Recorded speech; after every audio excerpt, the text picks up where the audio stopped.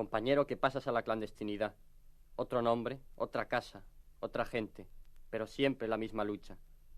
Compañero revolucionario, tu despedida es un grito de victoria.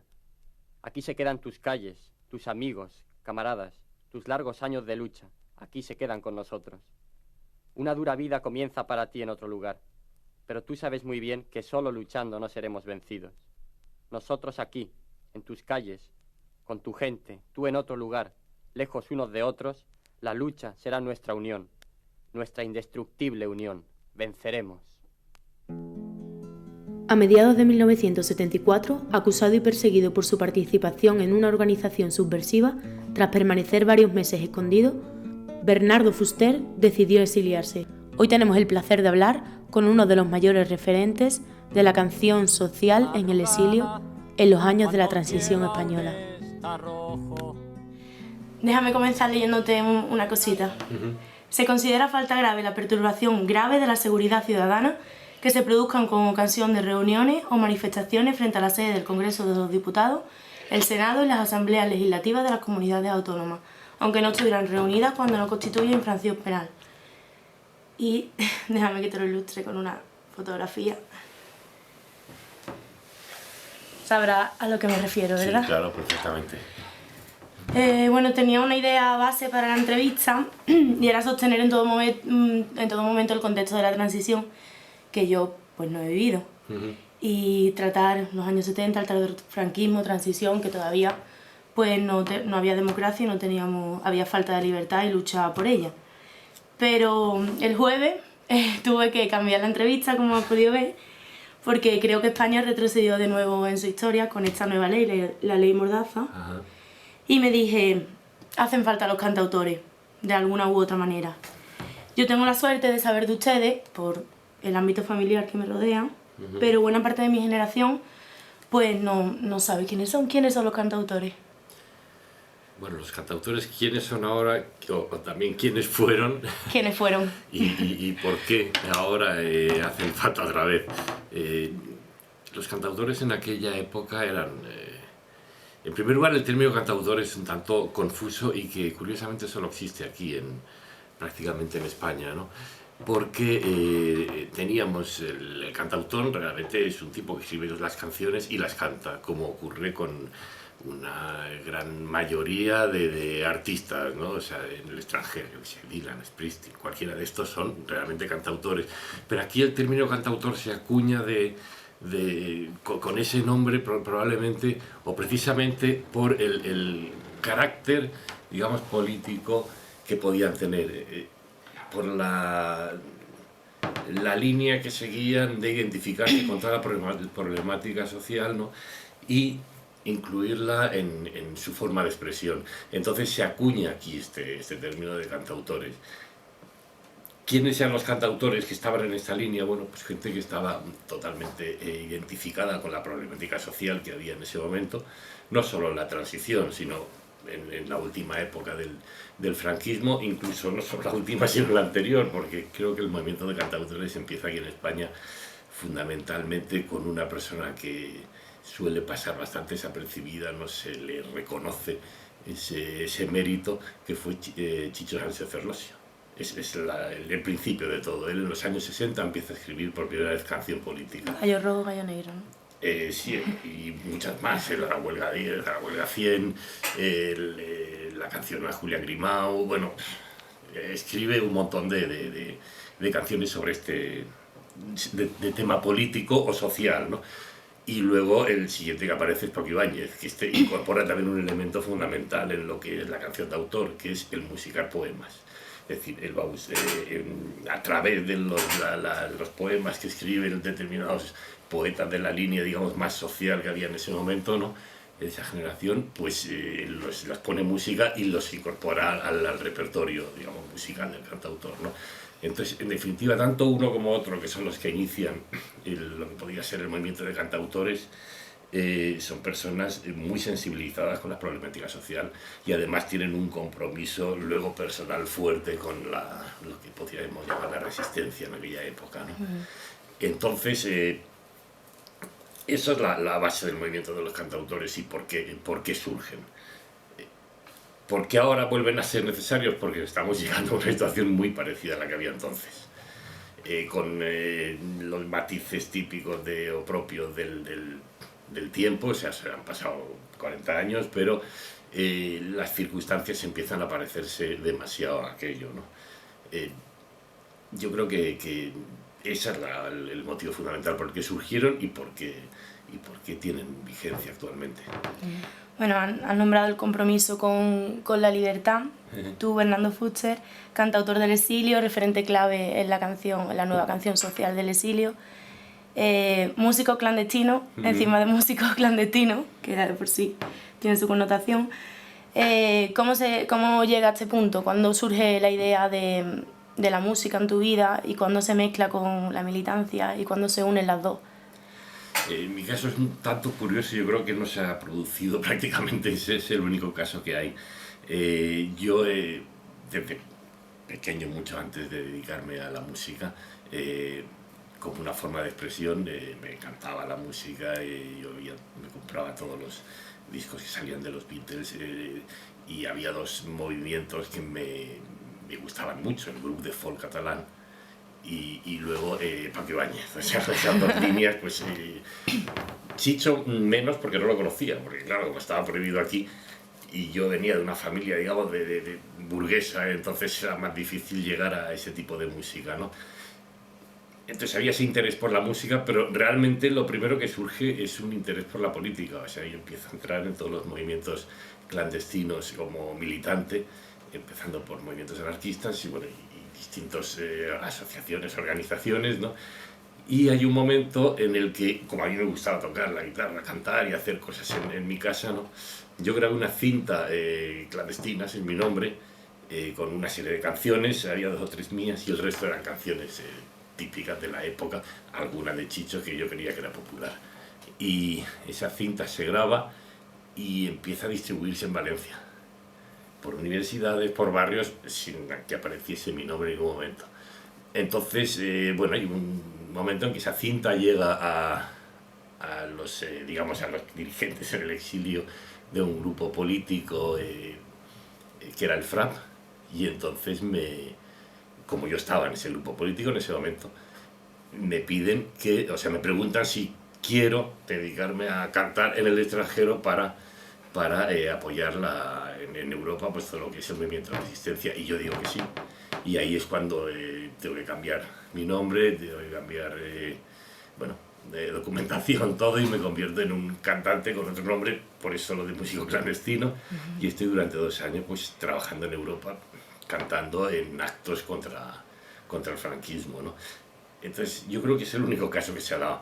Luego, posteriormente, ya cuando dejo esta organización política, ya estaba yo totalmente metido, ya sabía claro que quería ser cantante o quería ser autor o como se le quiera llamar, y entonces ya empiezo a trabajar directamente, casi como semiprofesional en esa línea, hasta que con Luis Mendo montamos el grupo Suburbano y ahí ya nos profesionalizamos del todo, ¿no? Has nombrado que tú tuviste que cambiar de nombre y yo quería preguntarte si tenía algún valor simbólico el nombre que cogiste, Pedro Faura. Sí, el Pedro no lo sé muy bien por qué, no lo recuerdo. Faura sí, en aquella época en Valencia, en concreto en Sagunto, hubo un movimiento fuerte de los jornaleros que recogían la naranja y reivindicando, bueno, pues una serie de mejoras sociales, estaban en una situación de explotación muy fuerte, todos los que recogían la naranja allí, y en este movimiento hay un momento en el que queman los almacenes de un terrateniente,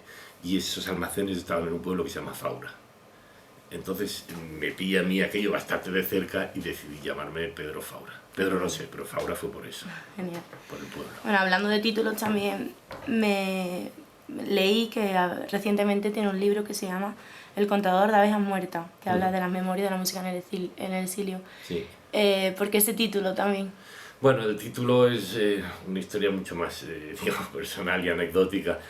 En este trabajo de la música, quitando 4, 5, 6 que pueden estar continuamente viviendo bien de la música, el resto estamos en un continuo tobogán, ¿no? Entonces una época en que yo a pesar de ya haber tenido varias canciones que funcionaron mucho, como yo que sé, La Puerta de Alcalá, de París, Máquina Baja, pues estaba fatal de pasta y me fui a trabajar al campo con una empresa que montaba invernaderos en los que hacían experimentos con abejas. Entonces mi trabajo era cada cierto tiempo entrar en esos invernaderos, ver en qué medida el insecticida que estaban probando afectaba a las abejas y contar cuántas abejas morían cada cierto tiempo en ese experimento. Luego tenía que salir y tenía que esperar como 1 hora o 2 horas, volver a entrar al invernadero y volver a contar, a ver, o sea, es decir, hacer una estadística de las abejas que morían.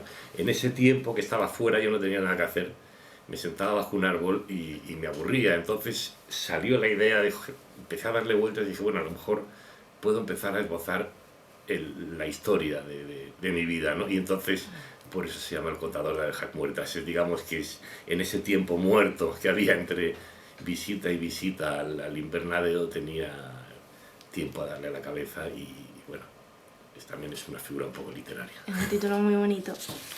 Yo traigo aquí el poema, bueno, la canción de Volver no es volver atrás. Sí. Ayer me dormí con ella y Ajá. me pareció muy bonita. Permíteme que la lea porque me parece interesante para la pregunta, ¿vale? Además que me gusta mucho. Volver no es volver atrás. Lo que yo quiero de España no es su recuerdo lejano. Ya no siento su nostalgia. Lo que yo quiero es sentirla, su tierra bajo mi planta, su luz arder en mis ojos, quemándome la mirada, y su aire que se me entra hasta los huesos del alma. Volver no es volver atrás, ya no siento la añoranza. Lo que pasó ya no vuelve y si vuelve es su fantasma. Lo que yo quiero es volver sin volverme atrás de nada. Yo quiero ver y tocar con mis sentidos a España, sintiéndola como un sueño de vida resucitada. Quiero verla muy de cerca, cuerpo a cuerpo, cara a cara, reconocerla tocando la cicatriz de su llaga. Que yo tengo el alma muerta, sin enterrar desterrada, y cuando la tierra suya la tenga como sembrada, quiero volver a esperar, que vuelva a ser esperanza. Lo que yo quiero de España no es un recuerdo lejano. Volver no es volver atrás, ya no vuelvo atrás de nada. Este es un poema de José Bergamín. Sí. Es un poema muy bonito y además a mí lo que más me gusta de él es que en aquel momento en el que la canté, era el momento que los exilados, los que estábamos fuera, se nos permitió volver, porque se nos fueron concediendo distintas amnistías y podíamos ir volviendo, ¿no? Entonces refleja muy bien el sentimiento que había entre la gente que estábamos fuera y que decidimos volver, ¿no? Y eso lo cuenta perfectamente José Bergamín en el poema este, ¿no? Y era, pues, encontré en este poema todo lo que yo podía haber dicho y lo dijo él mucho mejor. Bueno, básicamente antes habías nombrado a Paco Ibáñez, que se centró sobre todo en musicalizar poemas. Consideró esto como una recuperación de la memoria del otro lado durante el franquismo muy importante, y me preguntaba cómo surge la tarea o la idea de musicalizar poemas y textos y cómo es ese proceso de ponerle música a algo que han escrito otros. Bueno, el primero que lo hace es Paco Ibáñez. Bueno, primero que lo hace, digamos, de forma masiva, bien, ¿no?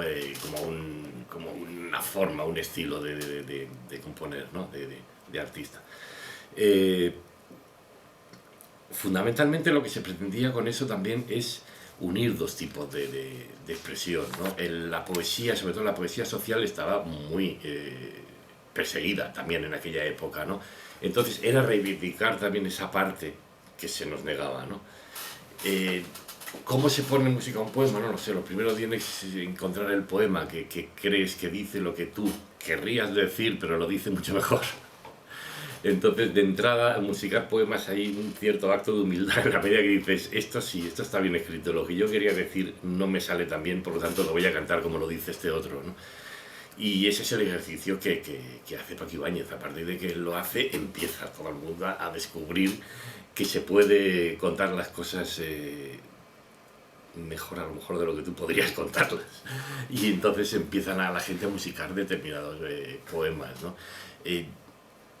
En cuanto a la técnica de cómo se musica un poema, es lo mismo que cómo se pone música a otra letra, eso no hay ninguna diferencia, ¿no? En todo caso, sí que hay un pequeño matiz. El poema tiene no está escrito como canción, entonces por lo tanto tiene un nivel literario, digamos, más complejo.